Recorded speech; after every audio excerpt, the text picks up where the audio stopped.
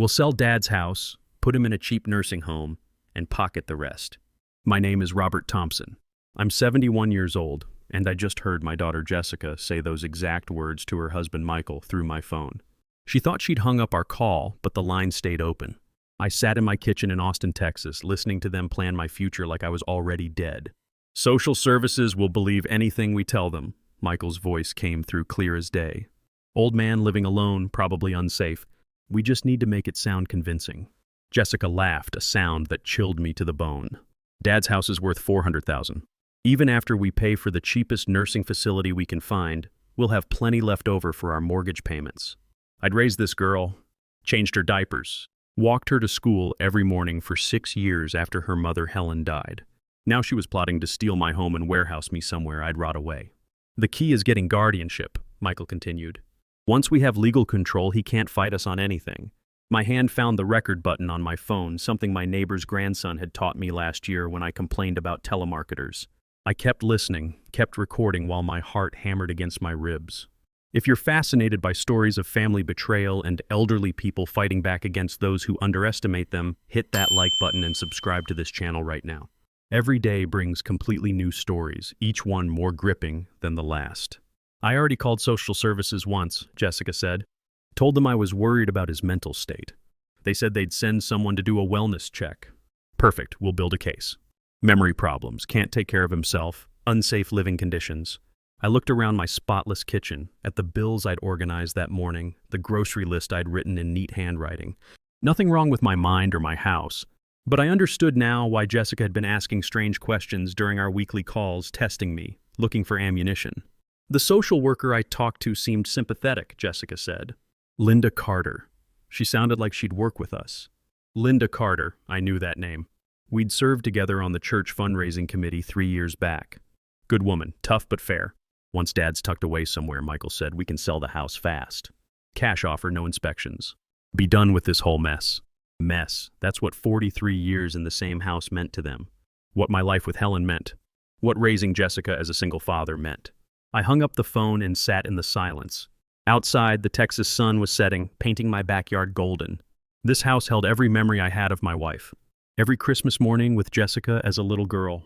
They wanted to erase all of it for money. But they'd made one crucial mistake. They'd underestimated the old man. I picked up my phone and scrolled through my contacts until I found the number I needed. Linda Carter answered on the second ring. Robert, how nice to hear from you. It's been too long. Linda, I need to talk to you about something serious. My daughter Jessica called your office about me. There was a pause. Yes, she did. Robert, are you all right? She seemed very concerned about your well-being. I'd known Linda for 15 years, since she'd moved to Austin and started working for Travis County. She'd been a good friend to Helen during her final illness, visiting regularly, bringing soup and comfort. After the funeral, Linda had checked on me periodically, making sure I wasn't drowning in grief. I'm fine, Linda. But Jessica isn't who you think she is. I told her everything. The conversation I'd overheard, the recording I'd made, their plan to fabricate evidence of my incompetence. Linda listened without interruption, her breathing the only sound on the line. Robert, that's elder abuse. Financial exploitation with intent to commit fraud. I know what it is. I spent 30 years as a bookkeeper for Southwest Electric Company. I understand money, and I understand people who steal it. That was my life before retirement. 30 years keeping books, making sure every penny was accounted for. I'd caught embezzlers before, seen how they operated, how they justified their theft. Jessica was no different from any of them, except she was my daughter. What do you want to do? Linda asked. I want to protect myself, and I want to make sure no other elderly person gets fooled by her lies. Jessica hadn't always been like this. As a child, she'd been kind, thoughtful. But somewhere along the way, money had become more important than family. Maybe it started when she married Michael 5 years ago. He worked for some tech company in Dallas, always complaining about their finances, their mortgage, their credit card debt. Last Christmas, Jessica had walked through my house differently, not visiting, but evaluating. Commenting on the original hardwood floors, the updated kitchen, the mature oak trees in the backyard. I'd thought she was just appreciating the home where she'd grown up. Now I realized she'd been appraising it. There are things we can do, Linda said. Ways to document your competency, establish a paper trail. But Robert, once your daughter finds out you're fighting back, this could get ugly. It's already ugly, Linda. I just didn't want to see it. The warning signs had been there for months. Jessica's increased interest in my finances, questions about my will, my bank accounts, my insurance policies. Michael's comments about how expensive it was to maintain an older home, how senior communities were really nice these days. Even their visits had changed. Less time talking, more time examining. Jessica would open my refrigerator to check if I had enough food, but I'd seen her eyes calculating, looking for signs of neglect she could report. "Can you come by tomorrow morning?" Linda asked. "We'll start building your case." The next morning, I woke before dawn and sat on my back porch with coffee, watching Austin come alive. This house had been my fortress for over 4 decades. Now it felt like something I had to defend. Linda arrived at 8 o'clock a.m. sharp, carrying a briefcase and wearing the serious expression I remembered from our committee meetings. She wasn't just my friend today, she was a professional, and she was here to work. "First thing," she said, settling at my kitchen table, "I need to hear that recording." I played it back for her, watching her face tighten with each word. When Jessica's voice said cheapest nursing facility, Linda closed her eyes and shook her head. "This is clear evidence of intent to defraud. But Robert, you need to understand what you're up against. Your daughter has already filed a report claiming you're showing signs of dementia. She says you've been confused during phone calls, forgetting conversations, asking the same questions repeatedly. All lies, but I understood how convincing Jessica could be. She'd inherited her mother's gift for storytelling, her ability to make people believe whatever she wanted them to believe. What else did she say? That you're isolated, not maintaining the house properly, possibly not taking medications correctly? She painted a picture of a man in cognitive decline who needs immediate intervention. I felt something harden inside my chest. This wasn't just theft, it was character assassination. Jessica was trying to erase who I was, turn me into a helpless old fool who needed her to make decisions for him. "Here's what we're going to do," Linda continued. "I'm scheduling you for a comprehensive cognitive assessment with Dr. Sarah Mitchell. She's the best geriatrician in Austin, and her evaluations carry serious weight in court. If Jessica followed through with her guardianship petition, yes, we'd need documentation proving my mental competency was excellent. We also needed witnesses who could testify to my independence and decision-making ability. I thought about my neighbors, the men I played cards with Thursday nights, the people at St. Mark's Methodist Church who'd known me for years. Jessica rarely visited, but when she did, she made a show of checking on me, fussing over imaginary problems, creating drama where none existed. "There's something else," Linda said. "I'm going to arrange for you to meet with David Anderson at Elder Rights Legal Aid of Texas. He handles these cases, and he's very good." I nodded, but my mind was elsewhere. I was thinking about Jessica as a 10-year-old, crying because she'd broken Helen's favorite vase. How she'd tried to hide the pieces, then lied about what happened, then finally confessed through tears when the truth became obvious. She was still that scared little girl, still lying to avoid consequences. But now the stakes were my home, my independence, my dignity. I wouldn't let her break me like she'd broken that vase. "Linda," I said, "I want to do more than just defend myself. I want to make sure she faces consequences for what she's trying to do." Linda smiled. It wasn't a pleasant expression. "Robert, that's exactly what I was hoping you'd say." 3 days later, I sat in Dr. Mitchell's office, completing the most thorough mental evaluation of my life. Memory tests, problem-solving exercises, cognitive assessments that would have challenged someone half my age. When I finished, Dr. Mitchell smiled and told me my results were excellent for any age, exceptional for 71. "Mr. Thompson, your daughter's concerns appear to be completely unfounded. Your cognitive function is sharp, your memory is intact, and your reasoning skills are well above average." I had her put that in writing. The same day, I met with David Anderson at Elder Rights Legal Aid. He was younger than I'd expected, maybe 40, with the intense focus of someone who'd seen too many families destroy each other over money. "Your daughter made a strategic error," he told me after reviewing my case. "She moved too fast, made claims that are easily disproven. If she'd been patient, more subtle, she might have built a convincing case. But this is sloppy. What's our next move? We document everything. Your independence, your competency, your social connections. And we gather evidence of her fraudulent reporting." That's when Linda told me the rest of Jessica's plan. "She's been calling our office regularly," Linda explained during our meeting the following Monday. "Each time she escalates her claims. First it was concern about your memory. Then it was worry about your ability to drive safely. Last week she reported that you'd left the stove on overnight and nearly started a fire. I haven't used my stove in 3 days. I've been eating out. I know, we checked with your neighbors. Thomas Wilson across the street confirmed he saw you leave for dinner at Romano's Italian restaurant Friday evening and return 2 hours later. No fire department calls to your address. No emergency services. Jessica was fabricating emergencies, trying to create a pattern of dangerous incidents that would justify immediate intervention. But she was lying about things that could be verified, leaving a trail of false reports that would ultimately destroy her credibility. She's also been calling First National Bank, David added, claiming to be concerned about unusual account activity, asking questions about your access to funds. My stomach turned. I'd banked there for 25 years. The same tellers had been helping me for decades. They knew me, trusted me, understood that I managed my own finances competently. What did the bank tell her? Nothing. They followed privacy protocols. But Robert, her inquiries are documented. It shows a pattern of someone gathering information for financial exploitation. The trap was bigger than I'd realized. Jessica wasn't just planning to steal my house. She was systematically undermining my credibility with every institution in my life. The bank, social services, potentially my doctors, my neighbors, anyone who might stand in her way. There's something else, Linda said. She's requested an expedited guardianship hearing. Claims you're in immediate danger of harming yourself or others due to cognitive decline. When? Next Friday. 1 week from today. My hands started shaking. 7 days. That's all the time I had to defend 43 years of independence. Don't panic, David said. We're ready for this. Dr. Mitchell's evaluation proves your mental competency. Your neighbors will testify to your independence. The bank will confirm your financial responsibility. And we have that recording of her admitting her real motives. But I could see the worry in his eyes. Guardianship hearings were supposed to protect vulnerable adults. Judges erred on the side of caution. Even with evidence, even with witnesses, there was a chance Jessica's lies might sound more convincing than my truth. What if she wins? Then she becomes your legal guardian. She controls your finances, your housing, your medical decisions. You'd have the right to appeal, but the process could take months. Months locked away in whatever facility Jessica chose. Months watching strangers live in my house, sell my belongings, erase my life.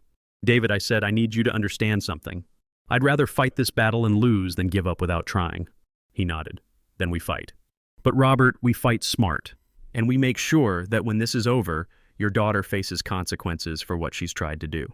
The next morning, I discovered how deep Jessica's deception really went. Linda called at 7 a.m. Robert, we have a problem. I pulled your social services file to prepare for the hearing. Your daughter has been filing reports for 6 months, not 6 weeks, 6 months. While she'd been calling me every Sunday asking about my health, pretending to care about my well-being, she'd been building a case against me with social services. What kind of reports? Progressive cognitive decline. Claims you've been repeating yourself during conversations, forgetting family members' names, asking the same questions multiple times. She's documented alleged incidents going back to October. October, right after Michael lost his job at the tech company in Dallas. Right when their financial pressure started building. None of that is true. I know, but Robert, she's been methodical. Each report builds on the previous one, showing a pattern of declining mental function. To someone who doesn't know you, it looks convincing. I sat down hard in my kitchen chair. This wasn't opportunistic greed, this was calculated, premeditated exploitation. Jessica had been planning to steal my life for half a year. There's more, Linda continued. She's also contacted your primary care physician, Dr. Morrison. Told him she's worried about your memory, asked if he'd noticed any concerning symptoms. Dr. Morrison had been my physician for 12 years. He'd never mentioned any concerns about my mental state because there weren't any. But Jessica was trying to plant seeds of doubt everywhere. What did he tell her? Nothing, due to privacy laws. But he called me yesterday after she contacted him again. He wanted to know if there was really a social services investigation because your daughter made it sound official. The manipulation was breathtaking. Jessica was using official concern to legitimize her lies, then using those lies to generate more official concern, a self-reinforcing cycle of deception. That afternoon, David Patterson called with more disturbing news. I've been investigating your daughter's background. Robert, she's done this before. What do you mean? Michael's mother, Barbara. She died 2 years ago in San Antonio. Before her death, Michael and Jessica obtained power of attorney, claiming Barbara was developing dementia. They sold her house, moved her to a nursing facility, and managed her finances until she passed. I felt sick. Was Barbara really sick? According to her medical records, she had some minor memory issues but was nowhere near incompetent. Her previous doctor had no concerns about her decision-making ability. But Michael and Jessica found a different doctor who was willing to support their claims. They'd done this before, successfully. Barbara had died in a nursing home while Michael and Jessica spent her money. Now they were trying the same strategy with me. How did they get away with it? Barbara was truly alone. No close friends, no other family members, no one to question their story. You're different, Robert. You have a community, people who know you well. That's what's going to save you. But I realized something else. If I hadn't accidentally heard that phone conversation, I'd be just as helpless as Barbara had been. Jessica would have gradually isolated me, convinced my friends and neighbors that I was declining, made me doubt my own perceptions until I accepted their control. David, I want them prosecuted. Both of them. We'll have grounds. Elder abuse, filing false reports, conspiracy to commit fraud. But first, we have to win this guardianship hearing. Stay tuned to see how this incredible courtroom battle unfolds. That evening, I called my neighbor, Thomas Wilson. He'd lived across the street for 8 years, and we'd become good friends. I told him everything. Robert, I've seen you every day for months. You're sharper than men half your age. Jessica's been lying through her teeth. Will you testify to that? Absolutely. And Robert, I've never liked that girl. Always seemed fake to me, especially around holidays when she'd show up and act all concerned. One by one, I called my Thursday night card group, my church friends, my former co-workers from Southwest Electric. Everyone agreed to testify. Everyone was outraged by Jessica's deception. I wasn't alone. Jessica had underestimated that. The guardianship hearing was set for Friday morning at the Travis County Courthouse. By Thursday evening, we'd assembled our defense like a military operation. David had prepared a thick folder of evidence. Dr. Mitchell's cognitive assessment, character statements from 12 witnesses, bank records showing responsible financial management, my clean driving record from the Texas Department of Motor Vehicles. Most importantly, he'd had the recording of Jessica's phone conversation professionally authenticated. Tomorrow she's going to tell the judge you're incompetent, David explained during our final preparation meeting. She'll claim you need immediate protection, but we're going to show the judge exactly what she's really trying to protect, her own financial interests. Linda had done her own investigation. I pulled Barbara's social services file from San Antonio. The pattern is identical, Robert. Same claims, same progression, same ultimate outcome. Michael and Jessica have developed a system for elder exploitation. I'd spent the week documenting my daily activities, creating a log that proved my independence. Shopping receipts from H-E-B, restaurant visits to Romano's, library checkouts from Austin Public Library, church attendance at St. Mark's Methodist. A paper trail showing an active, engaged 71-year-old managing his own life successfully. But I'd also prepared something else, something that would show Jessica exactly how much I'd learned about her real character. Friday morning arrived clear and cold. I dressed in my best suit, the navy blue one I'd worn to Helen's funeral 5 years earlier. Today felt just as significant. Jessica and Michael were already in the courtroom when I arrived with David. She looked confident, almost victorious. Michael sat beside her wearing an expensive suit I was sure they couldn't afford, probably bought with money from Barbara's estate. Judge Patricia Reynolds called the hearing to order at 9 o'clock a.m. sharp. She was a woman in her 60s with steel gray hair and the no-nonsense demeanor of someone who'd seen every family tragedy imaginable. Jessica took the stand first. She spoke with tears in her eyes about her beloved father's declining mental state, her worry about his safety, her desperate desire to help him before he hurt himself or others. He's become confused and disoriented, she testified. Last month, he called me 3 times in one day asking the same question about his insurance. He left the stove on overnight. He's been forgetting to take his medications. She was a convincing liar, emotional, detailed, concerned. If I hadn't known the truth, I might have believed her myself. Michael testified next, supporting her claims with his own observations of my decline. He spoke about finding expired food in my refrigerator, my confusion about simple tasks, my increasing isolation from friends and family. Every word was fabricated, but they delivered their lies with such sincerity that I saw Judge Reynolds taking notes, nodding thoughtfully. When David cross-examined Jessica, his questions were precise and devastating. Mrs. Jessica, how often do you visit your father? At least once a month, sometimes more when I'm concerned about him. According to his neighbor, Mr. Wilson, you've visited exactly twice in the past 6 months. Which statement is true? Jessica's confidence flickered. Well, I call him regularly. Yes, you do. And during one of those calls, you made some interesting statements about your father's future. Would you like me to play that recording for the court? The color drained from her face. Michael shifted uncomfortably in his seat. I don't know what you're talking about. But David was already setting up the audio equipment. Judge Reynolds leaned forward, suddenly very interested. Your Honor, David said, I'd like to present evidence of the petitioner's true motives for seeking guardianship of her father. Jessica's lips were moving, but no sound was coming out. She finally understood that her carefully constructed lies were about to crumble in the most public, devastating way possible. But what Jessica didn't know was that her father had been recording everything. We'll sell Dad's house, put him in a cheap nursing home, and pocket the rest. Jessica's voice filled the courtroom through the speakers, clear and unmistakable.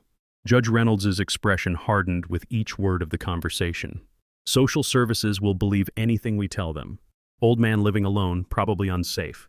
Michael's voice followed, equally damning. The key is getting guardianship. Once we have legal control, he can't fight us on anything. I watched Jessica's face as her own words condemned her. The tears she'd shed during testimony had dried up, replaced by raw panic. She looked at Michael, at her lawyer, at the judge, searching for someone who might save her from the disaster unfolding around her. Dad's house is worth $400,000. Even after we pay for the cheapest nursing facility we can find, we'll have plenty left over for our mortgage payments. Judge Reynolds stopped the recording.